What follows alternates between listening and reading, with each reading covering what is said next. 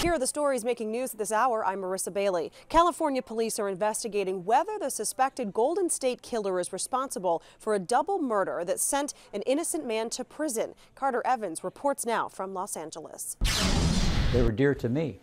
I love them, and I never had time to grieve their death. 70-year-old Craig Coley spent more than half his life behind bars for a double homicide he did not commit.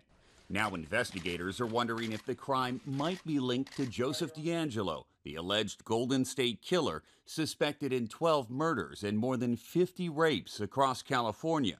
Coley was wrongfully convicted in the deaths of his ex-girlfriend, Rhonda Wick, who was raped and strangled, and her 4-year-old son, Donald, who was suffocated. Do you think the Golden State Killer could be responsible? That's a possibility. I think that there are other suspects that are more likely. What if he does turn out to be the killer? Well, it'll be solved. You know, maybe the family can rest. Maybe they can relax. How about you? I could care less about him. Simi Valley police have asked for a comparison of DeAngelo's DNA with Wick's actual killer. DeAngelo has already been charged with 2 murders in Ventura County, where Simi Valley is located. He allegedly killed Lyman and Charlene Smith in 1980, 2 years before Wick and her son were murdered. If it doesn't come back a match, we have other leads that we're looking at. One thing is, it'll be good that we know we've eliminated a suspect. Last year, police recovered long-lost crime scene evidence and tested it for DNA, technology not available at the time of Coley's trial. The results ruled Coley out as the murderer. Former Simi Valley detective Michael Bender helped win Coley's freedom. He quit the police department in 1991 because he was convinced Coley was innocent and then devoted his life to trying to prove it. He's also curious about DeAngelo. Knowing everything you know about the investigation in your heart of hearts, do you think that DNA is going to match? I would be surprised, but I'm happy to be wrong.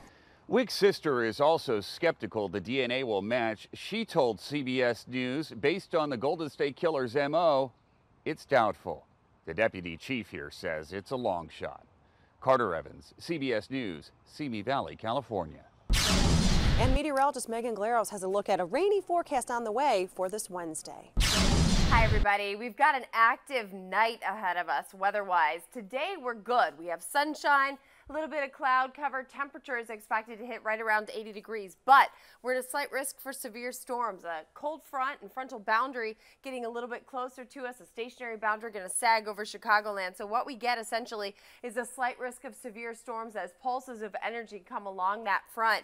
And that's going to mean for us a possibility of not only a lot of heavy rain possible, but in addition to that, we could see some gusty winds and some small hail, a lot of thunder and lightning. That's tonight, overnight, and then off and on through the day Thursday going into Friday morning. That's the time period for that. There is a moderate risk zone back around Kansas City, stretching back to Wichita. 7-day planner takes us out here with highs right around 80 today. As I said, we're mid-70s tomorrow. We're 72 degrees on Friday. That's a nice temperature, but a little bit of morning shower activity. Moving into the weekend, we'll have temperatures in the mid to upper 60s with sunshine and a little bit of scattered rainfall. So feeling quite a bit like spring.